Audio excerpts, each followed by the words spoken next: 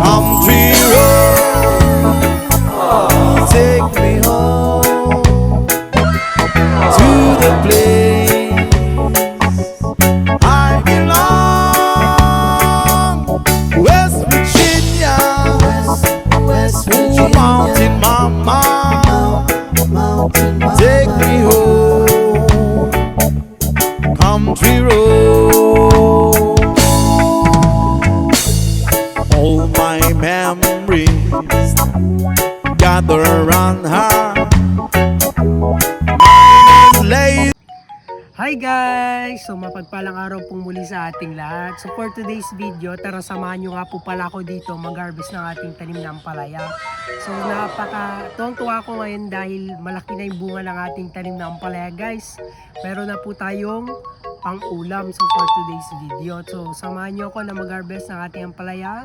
Siyempre hindi mawawala yung ating basket. Ang may wagang basket at ang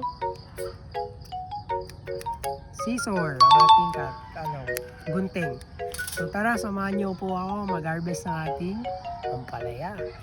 So guys, ito na po yung ating tanim na ampalaya. Kung mapapansin nyo ay napakahitik ng kanilang mga bunga. Alright, di ba? So napaka natutuwa ako kasi grabe mamunga yung ating tanim na ampalaya. So nakakatuwa lang na ang ating tanim na ampalaya ay malalaki ang bunga, walang mga insekto. So very fresh from the garden. So yun guys. So kailangan na po natin silang harvestin, ano? At yung kung ipapansin yung iba, palaki pa lang din naman yung mga iba po nating tanim na ampalaya. So ngayong araw na ito, harvestin na po natin ito kasi ready to harvest na yung ating tanim na ampalaya. So tara, samahan niyo akong harvestin yung ating tanim na ampalaya. So kailangan pipitasin natin sa pinakadulo para patagal lang pagbulok nito, hindi agad mabubulok. Ano? Alright, di ba? Grabe guys. Next nating harvestin ito. Di ba guys?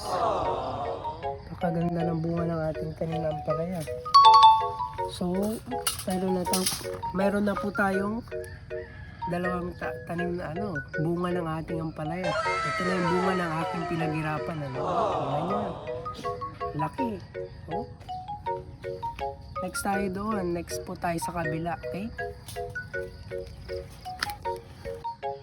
Siyempre guys, harvestin na rin po natin itong ating isang ampalaya, oh. Kung mapapansin nyo, grabe. Itik talaga kung mamunga ang ating tanim na ampalaya. Bunga ng ating ampalaya, oh. Cut lang po natin ito, no? Oh. Tingnan niyo yan. Kung gaano kaitik ang ating bunga. Thank you Lord for another blessings. So next na po nating harvestin guys, itong ating tanim na ampalaya kasi medyo mataba naman siya, no? May konting damage lang dito, ewan ko kung anong nangyari dyan. So ready to harvest na to kasi medyo mataba na siya, parang na siya, magulang na siya tingnan. So kailangan na natin itong pitasin, Alright.